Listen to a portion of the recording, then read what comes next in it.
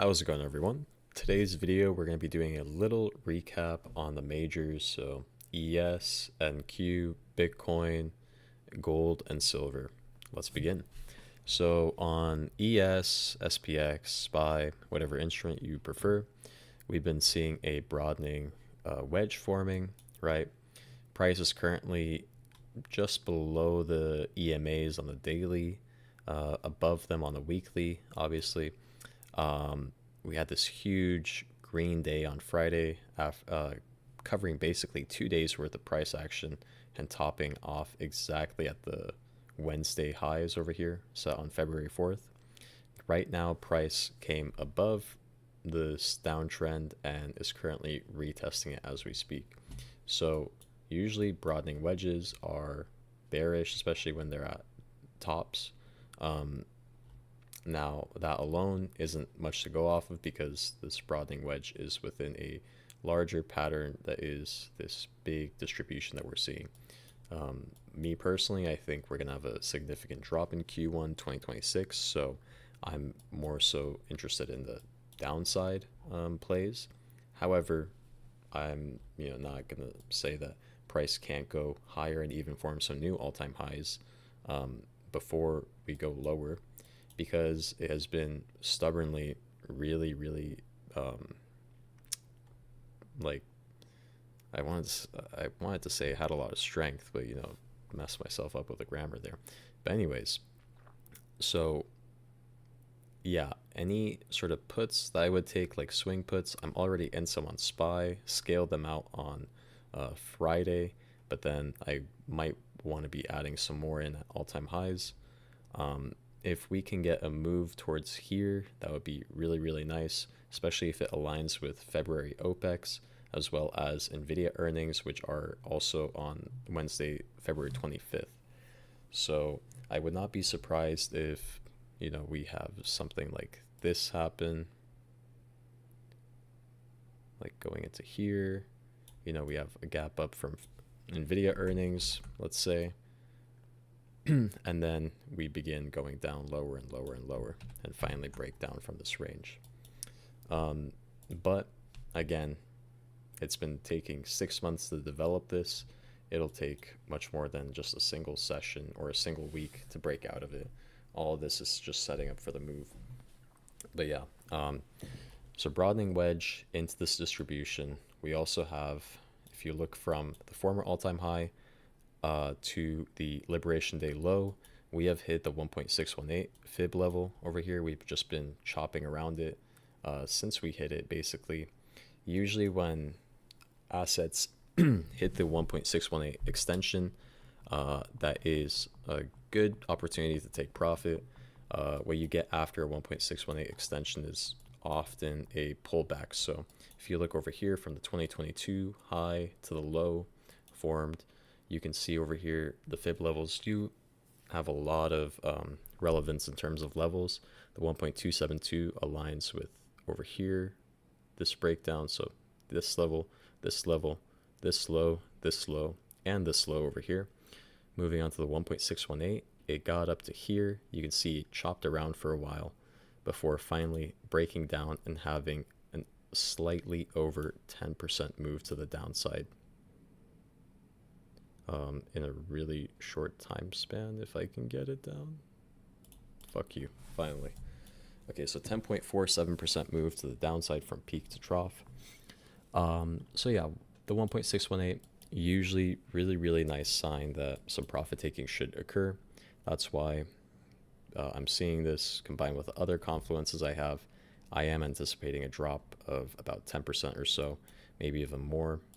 A 10% drop from that 1.618 level would put us, ideally, I want to see a move all the way to the former all-time high, so around 61.77.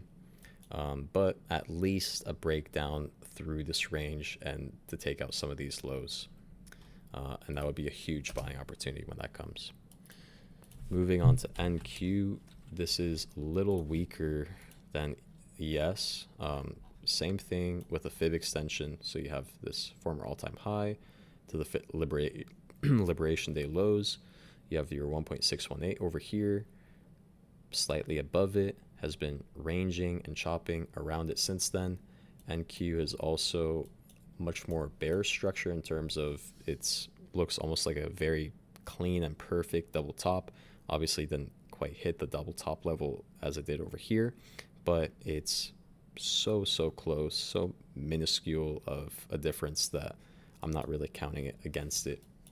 NQ also has just much more clean horizontal levels. So as you can see over here, for example, if I mark out this high here, you can see the relevance it has. So high here, support here, resistance here, support here, held the floor over here, then it became resistance once it was below it, support with a sweep below, support here, and now finally we'll see whether it acts as support or resistance over here.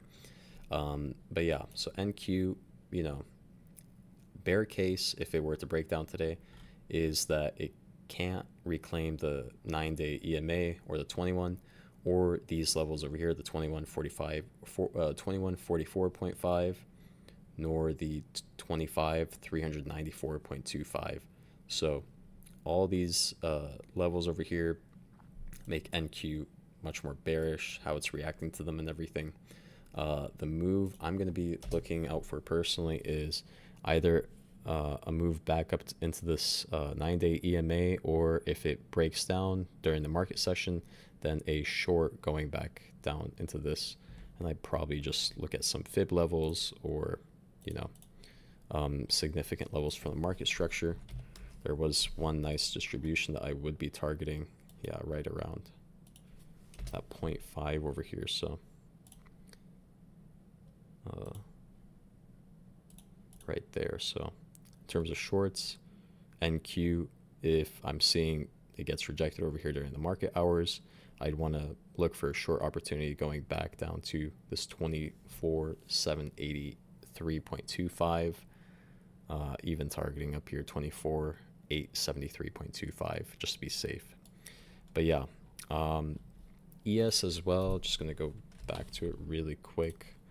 Let's zoom in. So as you can see, we have this downtrend. Yes, it did break out over here and create a swing failure pattern after, you know, failing to break out from this SR level over here, this critical one. So you can see it's going back down to there. Resistance, found some acceptance, then acted as resistance again, resistance here. You know, ES, if it can do the break and flip, so breakout, retest, flip, I would be targeting up here, maybe even going into February OPEX, a move up to here, you know, NVIDIA earnings good, etc. like I said, and then a move down. But yeah, so the main levels for today on ES are going to be this downtrend over here going back to all-time high at Wednesday, January 28th, to these highs set over here. So either a move to this direction, upwards here, or a breakdown here, and then we go low, targeting this main block, right? Maybe even this level over here to be safe. So yeah, that's ES and NQ. Moving on, let's check gold. So gold and silver are interesting right now because they are diverging. I'll show you that in a second. But so gold, massive parabolic rally. Then you had the parabolic short, failed to go higher than the all-time high over here with this huge doji, and then broke down from the EMAs, massive rally down, came back up, rejected after trying to break back up into this range, and then went down even lower. The interesting thing about gold now is that it is setting up to be nice and like a pretty bullish formation. However, after this big drop and everything, and we're still below this SR level, this could very quickly turn into a bearish rejection and then go down lower. Main levels obviously would be for gold to clear 5,100. If it can do that, then you can start targeting all-time highs towards 5,600 in general. If it is starting to get rejected off of here, you still have the EMAs as support, but it would quickly not hold, as you can see over here, because really the market structure is just much more important than the EMAs once you get out of trending conditions, So when you're in an uptrend, the moving averages are the most important thing. When you're in consolidation, the market structure is the most important thing. So this is some clear consolidation over here, albeit it's very volatile. So, if it does reject off this level, then don't pay the EMAs too much credence. Go for level by level, and then target, high time frame. So daily closes, daily lows and highs and all that, and the other market structure levels. So this level here, here, and here for short. So on gold, either it goes like this, or it like straight up rejects, and then I don't think it will hold this level, to be quite honest. So it goes down and then probably sweeps this level and gets back into this massive range right here, with potentially a sweep below, and then that might be the bottom. So that's gold. Silver, as I said, is interesting because it's diverging from gold in that it's not forming a higher high and higher low on this breakdown. So it's actually forming a lower high and lower low now. So you see lower than this level over here. They come back into this critical distribution. But yeah, so silver's looking a little worse. While it does have some nice bull divs over here, just the fact of the matter that it's diverging from gold right now, and after that massive sell-off, it could, like I said, come back up here and then continue lower. What silver really needs to do is just clear these highs up here. So let's just go on the 4 hour. Thank you. So silver needs to, actually, one day is better. Okay. Silver needs to clear the EMAs. Dude, what the hell? Okay, clear the EMAs, clear this resistance level, and then it can start working its way up to these other levels, like for example, here and here, and then back here towards this all-time high. Silver had a much more characteristic like swing failure pattern and market maker sell model, whereas it's developing these bases. So you have base 1, imbalance, base 2, imbalance, base 3, breakout, swing failure pattern over here, and then huge dump back into base 1, and then a sweep lower. So yeah, a little more volatile than gold, more of a bearish bias than gold. Still does not mean that it's not going to break out. In fact, it's looking pretty good in terms of the moving averages and where it's holding up in support on the 4 hour and other time frames. But yeah, just keep that in mind. It does have some more overhead resistance than gold does. In terms of Bitcoin now, massive drop. I've been saying for a while, Bitcoin top is in, and the bottom will not be found until probably October of this year. So as you know, there was this infamous, well now infamous 4chan post from 2023 stating that all-time lows to all-time highs take 1,064 days on Bitcoin. All-time highs to all-time lows take 364 days. This pattern has emerged twice now. And he said that the top of Bitcoin would be October 6th, 2025. And if you look at Bitcoin, well, he was vindicated because the top for this Bitcoin cycle came in at Monday, October 6th at $126,000. So where does that put us now?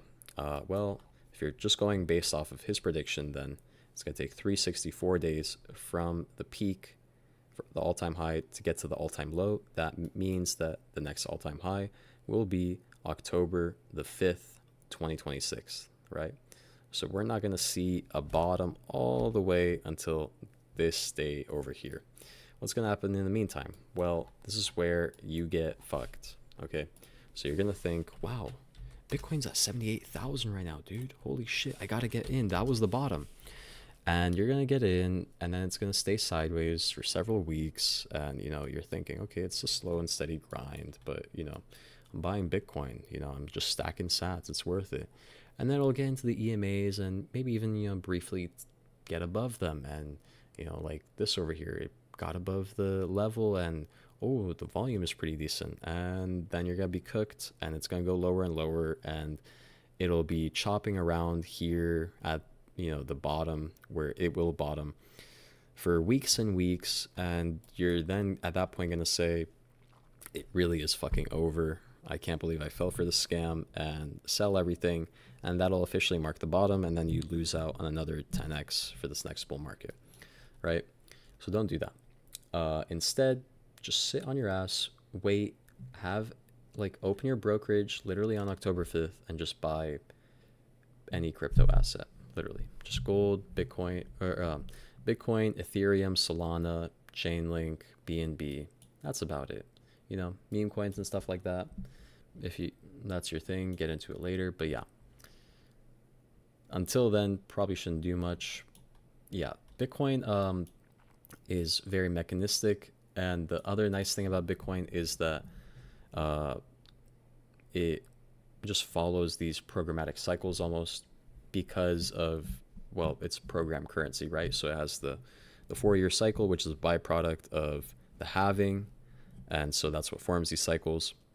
Bitcoin, I can see it moving back up into the 80s, but again, it's not going to last. And I ultimately think Bitcoin bottom will be towards this range over here. So some variance up and above it is, of course, warranted. But yeah, that's my take on Bitcoin.